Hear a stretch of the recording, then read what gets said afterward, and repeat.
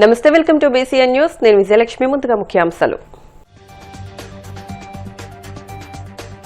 Ramoji excellence అవార్డుల ప్రదానోత్సవంలో పాల్గొన్న CM Chandrababu. ప్రజల పక్షాన నిలిచిన గొప్ప యోధుడు రామోజీ అని ప్రశంస.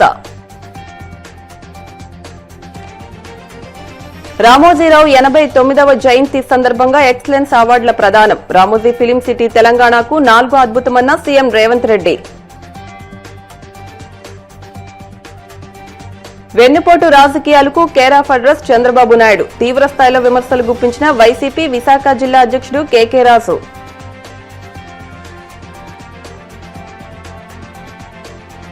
తిరుచానూరులోని శ్రీ పద్మావతి అమ్మవారి కార్తీక బ్రహ్మోత్సవాలకు శాస్త్రోక్తంగా అంకురార్పణ. క్రతువులో పాల్గొన్న TTD EO Anil Kumar Singhal. Ramoji group సంస్థల వ్యవస్థాపకులు అక్షర యోధుడు స్వర్గీయ రామోజీరావు ప్రజల పక్షాన నిలిచి పోరాడిన ఒక గొప్ప యోధుడని ముఖ్యమంత్రి చంద్రబాబు కొనియాడారు. హైదరాబాద్ లో జరిగిన రామోజీ ఎక్సలెన్స్ జాతీయ అవార్డుల ప్రదానోత్సవం 2025 కార్యక్రమంలో ఆయన ముఖ్య అతిథిగా పాల్గొని ప్రసంగించారు. నమ్మిన సిద్ధాంతం కోసం, విలువల కోసం చివరి శ్వాస వరకు పోరాడిన రామోజీరావు సేవలు చిరస్మరణీయమని పేర్కొన్నారు. ఆయన ఏర్పాటు చేసిన వ్యవస్థలు శాశ్వతంగా నిలిచి ఉంటాయని, ఆయన స్ఫూర్తి ఎందరికో ఆదర్శమని అన్నారు. శ్రీ రామోజీరావు గారి జయంతి సందర్భంగా ముందుగా ఆ అక్షర యోధునికి నివాళులర్పిస్తాం. అందరం కూడా అర్పించవలసిన బాధ్యత మన అందరిపైన ఉంది. ఇంకొక పక్కన తెలుగు జాతి గర్వించే రామోజీరావు గారి పేరుతో రామోజీ ఎక్సలెన్స్ అవార్డు కార్యక్రమం నిర్వహిస్తున్న కుటుంబ సభ్యులకి, రామోజీ గ్రూపును కూడా మనస్ఫూర్తిగా అభినందిస్తున్నాను. ఇది ఒక మంచి ఆలోచన. ఏదైనా ఎక్సలెన్స్ అనే పేరు ఉంటే ఆ ఎక్సలెన్స్కి ప్రతిరూపం రామోజీరావు గారు అని చెప్పి కూడా నేను మీకు తెలియజేసుకుంటున్నాను.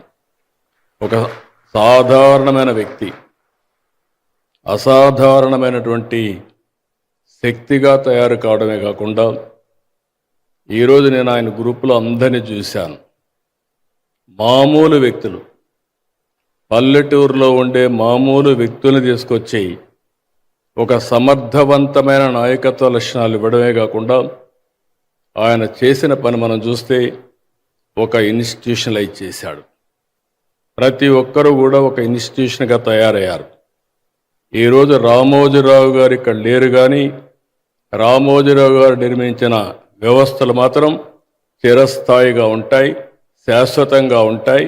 దీంట్లో ఎవరికి అనుమానం లేదని చెప్పి కూడా మరొకసారి మీ అందరికీ తెలియజేస్తున్నా. ఆయన నమ్మిన సిద్ధాంతం కోసం దేన్నైనా వదులుకున్నారు. నేను చాలాసార్లు చూశాను.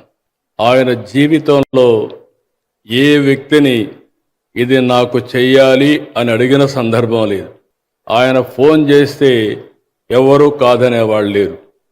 ఆయన జీవితంలో నాకు తెలిసినంత వరకు పోరాట యోధుడిగానే మిగిలిపోయాడు తప్ప ఏదైనా సరే నమ్మిన సిద్ధాంతం కోసం జీవితాంతం పోరాడిన ఏకైక వ్యక్తి, నేను చూసిన వ్యక్తి రామోజీరావు గారు అని చెప్పి కూడా నేను మీకు తెలియజేస్తున్నా.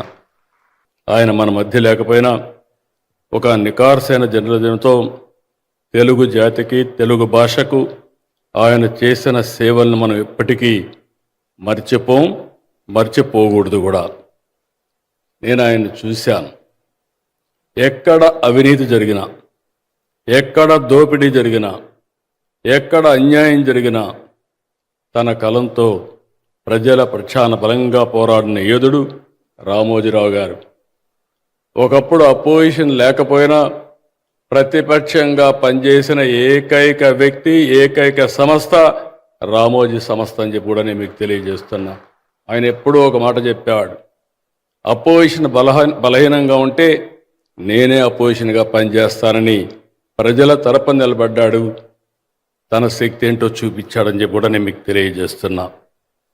5 దశాబ్దాలు విజయవంతంగా ఇంత ప్రజాదరణతో నడుస్తుందంటే, సగర్వంగా నిలబడిందంటే చిన్న విషయం కాదు. ఆ ఘనత ఒక్క ఈనాడుకే దక్కుతుంది. అలాంటి ఒక ఉన్నతమైన విలువతో స్థాపించిన వ్యవస్థ ఈనాడు అని చెప్పి కూడా నేను మీకు తెలియజేస్తున్నా. ఆ రోజు నేను చాలా ఒకసారి ఆయన్ని చూస్తే ఏదో వ్యాపారమే కాకుండా, పేపరే కాకుండా సమాజ సేవలో భాగస్వాములు చేశారు. లాతూర్ భూకంపమైనా, ఉధుహుద్ తుఫాన్ అయినా, సునామీ అయినా ఈనాడు గ్రూప్ అందరికంటే ముందుండి ఆయన ఒక పిలిపేయడమే కాకుండా తన సంస్థ నుంచి డబ్బులు ఖర్చు పెట్టి సాయం చేసిన ఘనత అయింది. కేవలం ఏపీ తెలంగాణనే కాదు, ఒరిస్సా, తమిళనాడు, కేరళ, గుజరాత్, మహారాష్ట్ర ఎక్కడ ఇబ్బంది వచ్చినా అక్కడ ఆయన ముందుండేవాళ్ళు. అనేక సేవా కార్యక్రమాలు చేశారు. ఇంకొక పక్కన రామోజీరావు గారు చూస్తే సమాజానికి ఎంతలా సేవ చేశారో తెలుగు భాష కూడా రామోజీరావు గారు అంతకంటే ఎక్కువ సేవ చేశారు. రామోజీ గ్రూప్ సంస్థల వ్యవస్థాపకులు రామోజీరావు 89వ జయంతిని పురస్కరించుకుని రామోజీ ఎక్సలెన్స్ అవార్డులు 2025 ప్రధానోత్సవం హైదరాబాద్లోని రామోజీ ఫిలిం సిటీలో అట్టహాసంగా జరిగింది. ఈ కార్యక్రమానికి హాజరైన తెలంగాణ ముఖ్యమంత్రి రేవంత్ రెడ్డి రామోజీ ఫిలిం సిటీని రాష్ట్రానికి 4వ అద్భుతంగా అభివర్ణిస్తూ ప్రశంసలు కురిపించారు. ఈ వేడుకలో రామోజీరావు దార్శనికతను, ఆయన సేవలను ప్రముఖులు స్మరించుకున్నారు. ఈ కార్యక్రమానికి ముఖ్య అతిథిగా భారత ఉపరాష్ట్రపతి సిపి రాధాకృష్ణన్ హాజరయ్యారు. శ్రీ రామోజీరావు గారి 89వ జయంతి సందర్భంగా రామోజీ ఎక్సలెన్స్ అవార్డ్స్ కార్యక్రమాన్ని ఏర్పాటు చేసి ఈ కార్యక్రమానికి ముఖ్య అతిథులుగా భారత ఉపరాష్ట్రపతి సిపి రాధాకృష్ణన్ గారిని, తెలంగాణ గవర్నర్ జిష్ణుదేవ్ వర్మ గారిని, ఆంధ్రప్రదేశ్ ముఖ్యమంత్రి పెద్దలు శ్రీ నారా చంద్రబాబు నాయుడు గారిని, భారత మాజీ ఉపరాష్ట్రపతి పెద్దలు వెంకయ్య నాయుడు గారిని, భారత మాజీ ప్రధాన న్యాయమూర్తి శ్రీ ఎన్వి రమణ గారిని, మిత్రులు పెద్దలు కేంద్ర మంత్రివర్యులు జి కిషన్ రెడ్డి గారిని, అదేవిధంగా కేంద్ర మంత్రివర్యులు జి రామ్మోహన్ నాయుడు గారిని, మిత్రులు మంత్రివర్యులు బండి సంజయ్ గారిని, శ్రీధర్ బాబు గారిని, రామోజీరావు గారి అభిమానులను, రామోజీ ఫిలిం సిటీ, ఈనాడు సంస్థల సిబ్బంది అందరూ, ముఖ్యంగా కిరణ్ గారు ఒక మంచి కార్యక్రమాన్ని ఏర్పాటు చేసి రామోజీరావు గారు ఏ విలువలను, ఏ సాంప్రదాయాన్ని ఈ తెలుగు ప్రజలకు అందించిండో అందులో రాణించిన వాళ్ళను గుర్తించి రామోజీ ఎక్సలెన్స్ అవార్డ్స్ ఇవ్వడం ద్వారా కొత్త తరానికి ఒక స్ఫూర్తినివ్వాలని ఈ కార్యక్రమాన్ని ఏర్పాటు చేసినందుకు వారిని, వారి కుటుంబ సభ్యులను మనస్ఫూర్తిగా నేను అభినందిస్తున్నాను. ఈనాడు మనిషి మరణించిన తర్వాత వారిచ్చిన ఆస్తులనే కానీ వారి ఆలోచనలని కొనసాగించాలని, వారి ఆలోచనలకు అనుగుణంగా వారి సంస్థలను నిర్వహించాలని ఆలోచన చేస్తున్న వాళ్ళు చాలా తక్కువ మంది. కానీ ఈనాడు రామోజీరావు గారు ఇచ్చిన స్ఫూర్తి, వారు అందించిన సంస్థలు, ఈ సంస్థల్ని నిర్వహించడం కూడా అంత ఆషామాషి వ్యవహారం కాదు. ఆర్థిక భారంతో కూడుకున్నాయి. చాలామందికి ఇందులో లాభాలే ఉంటాయన్న ఆలోచన ఉంది, కానీ వీటి నిర్వహణలో అధిక వ్యయం కూడా కూడుకొని ఉన్నదన్న సంగతి చాలామందికి తెలియదు.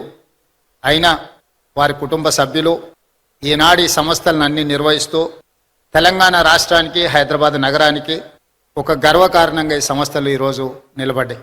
ఈనాడు తెలంగాణ రాష్ట్రం, హైదరాబాద్ నగరము అంటే ఒక 4 వండర్స్ గురించి మనం మాట్లాడుకుంటే మొదటి వరుసలో చార్మినార్, రెండవ వరుసలో గోల్కొండ, మూడవ వరుసలో హైటెక్ సిటీ, 4th వండర్ కింద రామోజీ ఫిలిం సిటీ ఈరోజు తెలంగాణ రాష్ట్రానికి, హైదరాబాద్ నగరానికి ఒక గుర్తింపును తీసుకొచ్చింది. ఆనాడు తెలుగు సినీ పరిశ్రమ నంది అవార్డులతో మొదలై ఈనాడు ఆస్కార్ అవార్డులకి ఎదిగింది అని అంటే ఈ ప్రాంతంలో కట్టిన స్టూడియోలే కాదు, రామోజీ ఫిలిం సిటీ కూడా ఎంతో తోడ్పాటును అందించింది. అందుకే నేను చాలా సందర్భాలలో నేను చెప్పడం జరిగింది, టాలీవుడ్, బాలీవుడ్ కోసం కాదు, హాలీవుడ్ కూడా ఈ రాష్ట్రానికి, నగరానికి, రామోజీ ఫిలిం సిటీకి రావాలి.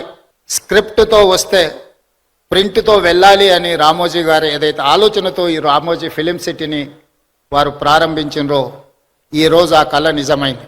ఎవరైనా సినిమా తీయాలి అని అనుకుంటే స్క్రిప్ట్ తీసుకొని రామోజీ ఫిలిం సిటీ కాంపౌండ్లోకి వస్తే ఈరోజు ప్రింట్ తీసుకొని బయటికి వెళ్ళేంతగా అన్ని రంగాల నైపుణ్యాలను ఇక్కడ వారు కేంద్రీకృతం చేశారు. ఎన్నికల ముందు విశాఖ స్టీల్ ప్లాంట్ పరిరక్షణకు అండగా ఉంటామని, కేంద్రంలో డబుల్ ఇంజిన్ సర్కార్ ఏర్పాటైన తర్వాత ప్లాంట్ ప్రైవేటీకరణ కాకుండా అడ్డుకుంటామని హామీ ఇచ్చిన చంద్రబాబు ఇప్పుడు ఉత్తరాంధ్ర ప్రజలకు, ఉక్కు ఉద్యోగులకు వెన్నుపోటు పొడిచారని వైసీపీ విశాఖ జిల్లా అధ్యక్షుడు కేకే రాజు ఆగ్రహం వ్యక్తం చేశారు.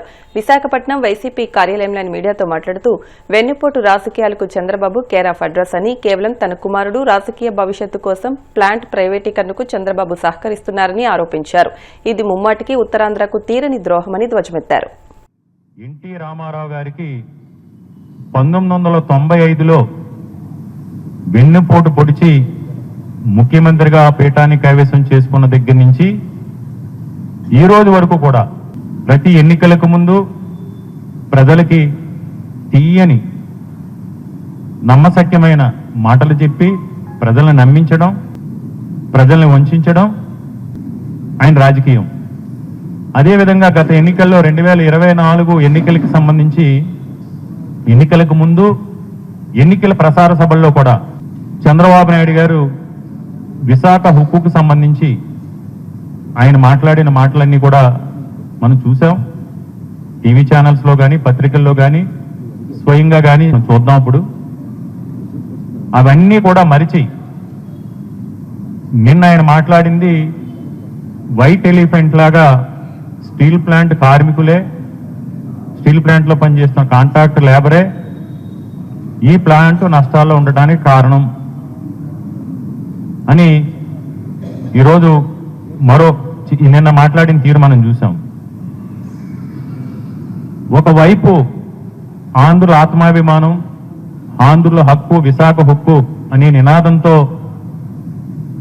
వేలాది మంది రైతులు వేలాది ఎకరాలు తమ భూముల్ని, బంగారు పంటలు పండే భూముల్ని రాష్ట్ర భవిష్యత్తు కోసం ఆనాడి త్యాగం చేసి 32 మంది ప్రాణ త్యాగాల ఫలితంగా విశాఖ ఉక్కును మనం సాధించుకుంటే ఈరోజు ఆంధ్రుల ఆత్మగౌరవాన్ని తాకట్టు పెడుతూ ఢిల్లీ వీధుల్లో చంద్రబాబు నాయుడు గారు తన కొడుకు రాజకీయ ప్రయోజనాల కోసం ఈరోజు విశాఖ హక్కు వెన్నుపోటు పొడిచి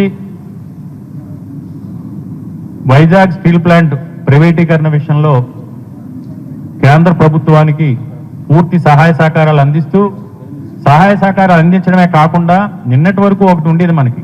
నిన్న ఆయన మాట్లాడిన మాటలను బట్టి అసలు స్టీల్ ప్లాంట్ ప్రైవేటీకరించడం కాదు, అసలు ఈ స్టీల్ ప్లాంట్ ఉంచుతారో లేదో కూడా అనే సందేహం ఈరోజు ఉత్తరాంధ్ర ప్రాంత ప్రజల్లో కానీ నిన్న ఆయన ప్రసంగాన్ని బట్టి కూడా ఉంది.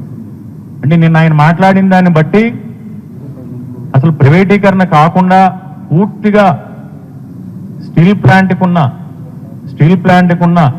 లక్షలాది కోట్ల రూపాయల విలువైన ఆస్తుల్ని, భూముల్ని చంద్రబాబు నాయుడు ఏ విధంగా అయితే ఉత్తరాంధ్ర ప్రాంతంలో ఉన్న విలువైన వేలాది కోట్ల రూపాయల విలువైన భూముల్ని పెట్టుబడుల పేరుతో పప్పు బెల్లాల్లో పంచిపెడుతున్నారో అదేవిధంగా ఈ స్టీల్ ప్లాంట్ భూములపై కూడా కన్నేసి ఆ స్టీల్ ప్లాంట్ని పూర్తిగా నిర్వీర్యం చేయాలి అనే ధోరణిలో ఆయన మాట్లాడటం నేను చూసాం. ఇప్పుడు కాసేపు ప్రకటనలు.